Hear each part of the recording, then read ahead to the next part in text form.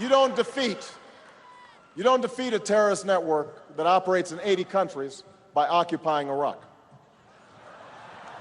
You don't protect Israel and deter Iran just by talking tough in Washington. You can't truly stand up for Georgia when you've strained our oldest alliances. If John McCain wants to follow George Bush with more tough talk and bad strategy, that is his choice, but that is not the change that America needs.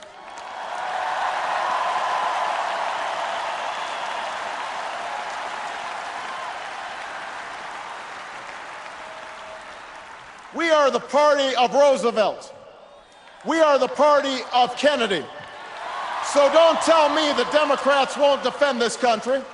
Don't tell me that Democrats won't keep us safe.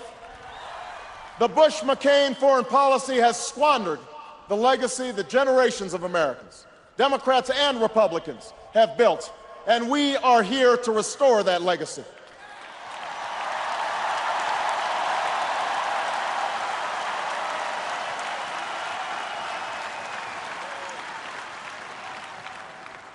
As Commander-in-Chief, I will never hesitate to defend this nation.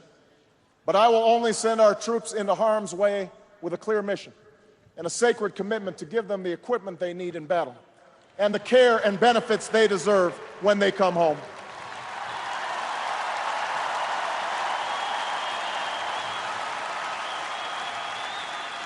I will end this war in Iraq responsibly and finish the fight against al-Qaeda and the Taliban in Afghanistan.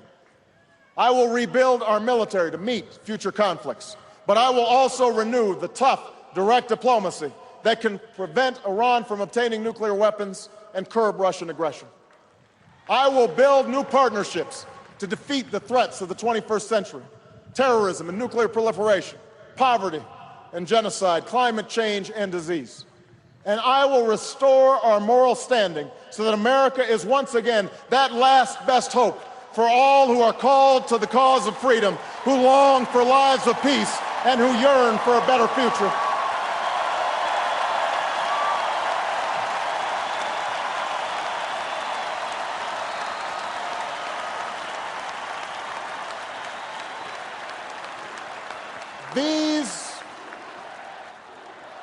These are the policies I will pursue. And in the weeks ahead, I look forward to debating them with John McCain. But what I will not do is suggest that the senator takes his positions for political purposes. Because one of the things that we have to change in our politics is the idea that people cannot disagree without challenging each other's character and each other's patriotism.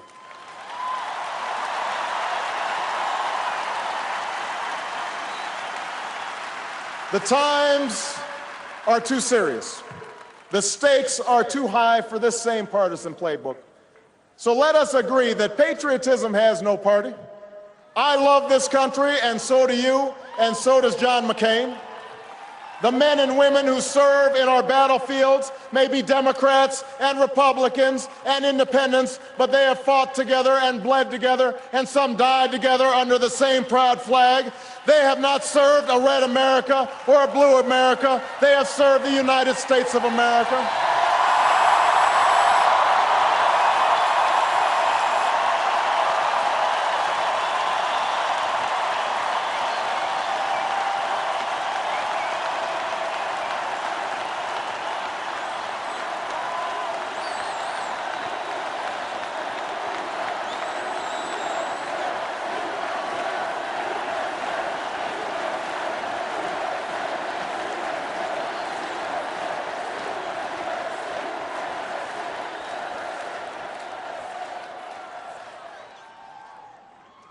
So I've got news for you, John McCain.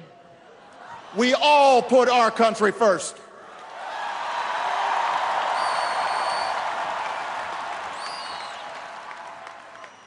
America, our work will not be easy.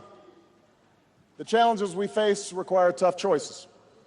And Democrats, as well as Republicans, will need to cast off the worn-out ideas and politics of the past. For part of what has been lost these past 8 years can't just be measured by lost wages or bigger trade deficits. What has also been lost is our sense of common purpose. And that's what we have to restore. We may not agree on abortion, but surely we can agree on reducing the number of unwanted pregnancies in this country.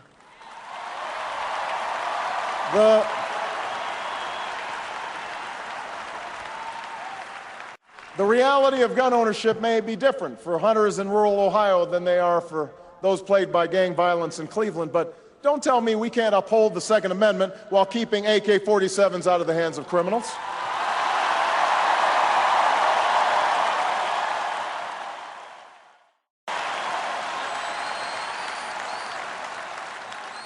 I know there are differences on same-sex marriage, but surely we can agree that our gay and lesbian brothers and sisters deserve to visit the person they love in a hospital and to live lives free of discrimination.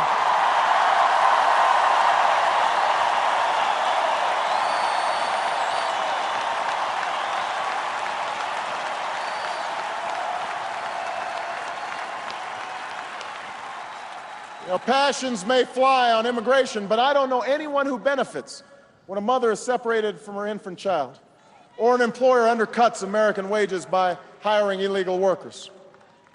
Now, this, too, is part of America's promise, the promise of a democracy where we can find the strength and grace to bridge divides and unite in common effort.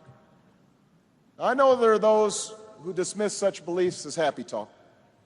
They claim that our insistence on something larger, something firmer and more honest in our public life is just a Trojan horse for higher taxes and the abandonment of traditional values. And that's to be expected, because if you don't have any fresh ideas, then you use stale tactics to scare voters. If you don't have a record to run on, then you paint your opponent as someone people should run from.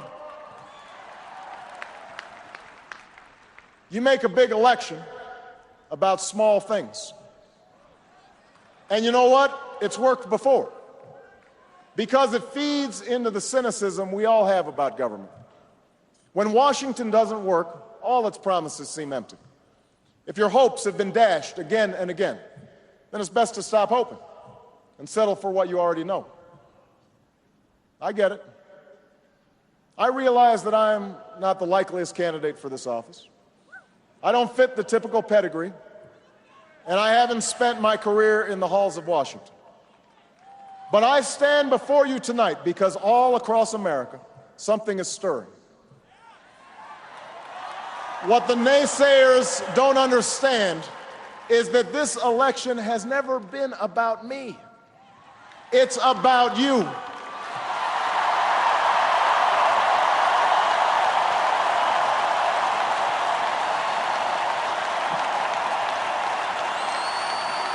It's about you.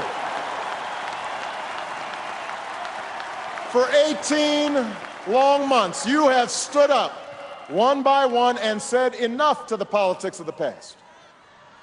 You understand that in this election, the greatest risk we can take is to try the same old politics with the same old players and expect a different result.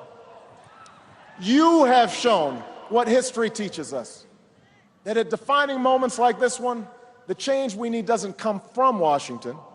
Change comes to Washington.